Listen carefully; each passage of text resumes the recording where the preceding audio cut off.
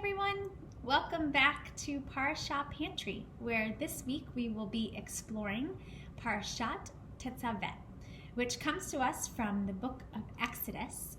We're specifically going to look at chapter 27, verse 20, which reads, "You shall further instruct the Israelites to bring you clear oil of beaten olives for the lighting, for kindling the lamps regularly." So this is the instruction where we hear how we are to light the Ner Tamid. That's light is to be everlasting in the tabernacle. And the light is to be lit using oil from the olive. Rashi gives us further commentary about this olive oil, which I think is very important. Rashi says that the olive is supposed to be very ripe, picked from the top of the tree. So you can imagine it takes a little bit more effort to get this ripe olive from the top of the tree. And the olive is supposed to be hand pressed, not ground with a mill. Of course, the hand pressing process is also a lot more hard work than grinding it with a mill.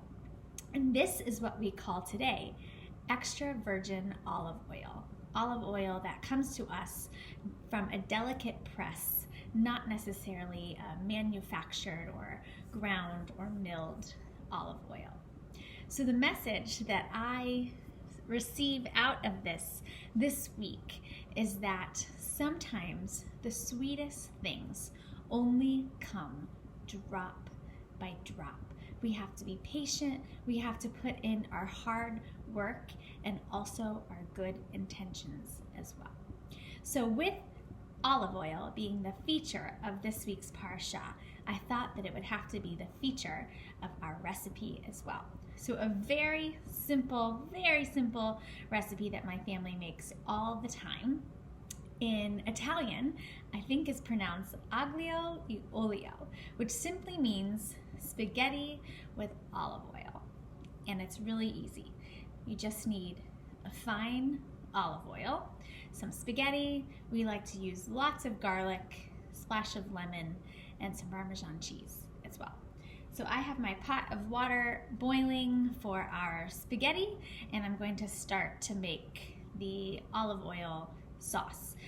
My kids actually prefer spaghetti with oil versus the red sauce, unless they're eating it with meatballs.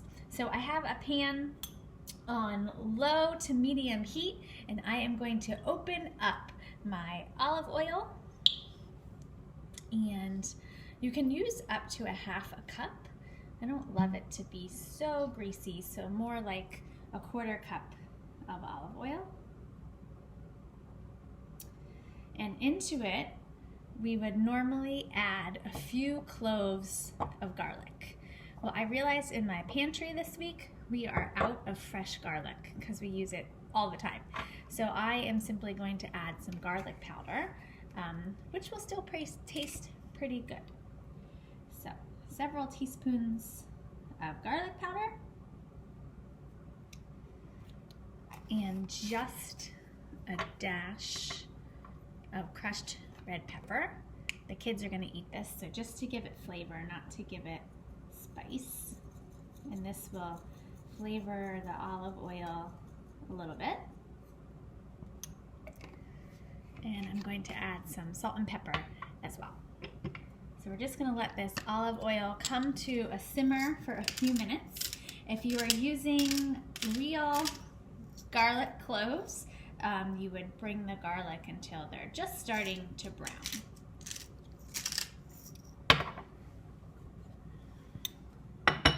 And while this is going, the pasta will boil, and this will come together pretty easily. Let's give it a stir. I can already smell the garlic. So we are ready to combine everything together. I have my olive oil with the garlic that has browned. It smells so good, and my pasta has finished boiling. I like to use extra thin spaghetti.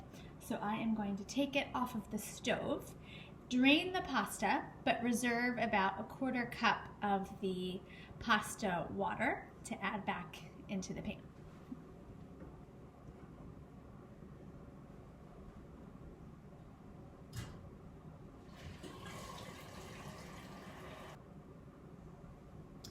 So into the pan it goes.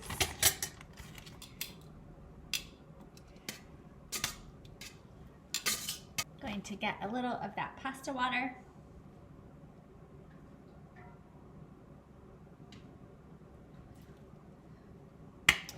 And what that does is adds a little starch, which will hold everything together and make the sauce stick a little better to the pasta. So I'm just going to give everything a toss so that it soaks up into the olive oil and the garlic. And I am just going to add some lemon zest and some Parmesan cheese.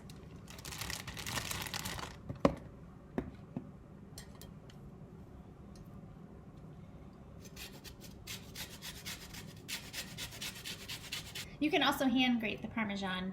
I'm just going to use some that was store-bought. And if you have some in the fridge, some fresh parsley is also amazing. I'm going to give this one last toss.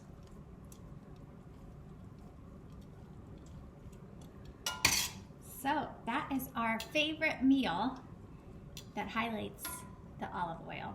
So I hope this week we can remember to be patient.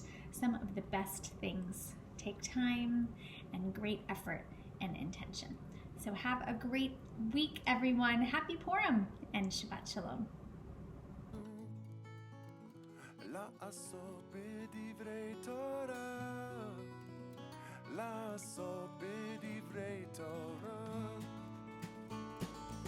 Sweet as honey, sweet as honey, sweet as honey on our tongue.